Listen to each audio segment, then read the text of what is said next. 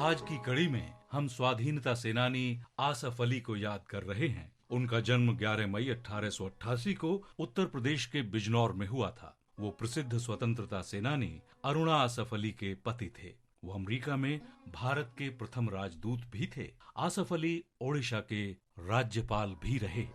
आसफ अली 1920 के दशक के आरंभ में वकालत छोड़कर असहयोग आंदोलन में शामिल हो गए। उन्होंने राष्ट्रवादी आंदोलन में भाग लिया और अदालतों में राष्ट्रवादी नेताओं की सहायता करने के लिए अपने कानूनी कौशल का प्रयोग किया। अदालत में भगत सिंह, सुखदेव और राजगुरु जैसे क्रांतिकारियों का बचाव आसफ अली ने ही किया था। 1942 में भारत छोड़ो आंदोलन के दौरान आसफ अली को भी जेल की सजा मिली और उन्हें अहमदनगर किले की जेल में रखा गया। जेल से रिहा होने के बाद आसफ अली अगस्त 1946 में बनी अंतरिम सरकार में रेल मंत्री बनाए गए। रेल मंत्री के रूप में आसफ अली ने पहला काम ये किया कि रेलवे स्टेशनों पर हिंदू पानी और मुस्लिम पानी के रूप में पीने के पानी की अलग अलग व्यवस्था खत्म कर दी। व्यक्तिगत और राजनैतिक जीवन में आसफ अली धार्मिक भेदभाव समाप्त करने के पक्षधर रहे।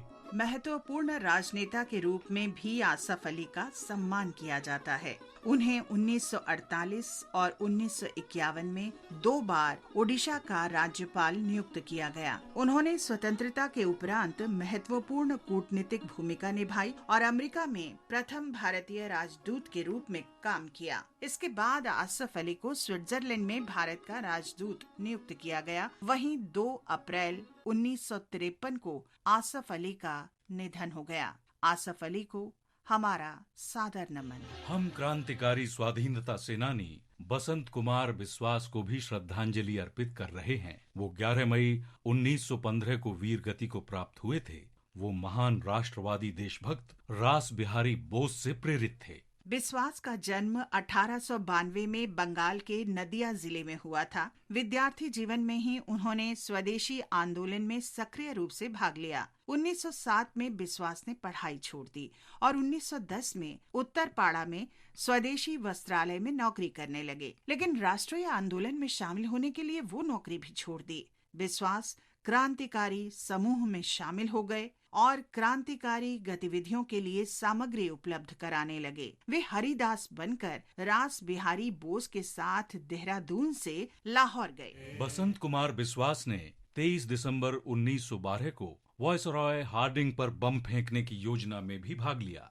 उस समय हार्डिंग दिल्ली को भारत की राजधानी बनाए जाने के अवसर पर आयोजित एक सरकारी जुलूस में दिल्ली के चांदनी चौक से गुजरने वाला था। वायसराय की हत्या का प्रयास असफल होने के बाद बिस्वास ने दिल्ली छोड़ दी और बंगाल चले गए।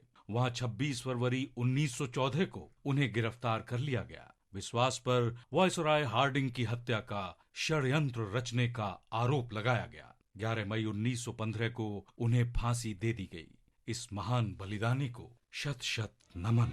आज हम क्रांतिकारी स्वतंत्रता सेनानी मनीन्द्र नाथ उकील को भी श्रद्धांजलि अर्पित कर रहे हैं। उन्होंने 11 मई 1936 को अपने प्राणों की आहुति दी थी। मनीन्द्र नाथ का जन्म 1911 में ढाका में हुआ था। वे जुगांतर पार्टी के सदस्य थे। उन्होंने ब्रिटिश शासन के खिलाफ स्वतंत्रता आंदोलन में सक्रिय रूप से हिस्सा लिया। क्रांतिकारी गतिविधियों के कारण उन्हें 26 सितंबर 1930 को गिरफ्तार कर लिया गया। जेल में ही 11 मई 1936 को मनीन्द्र नाथ उकील का निधन हो गया।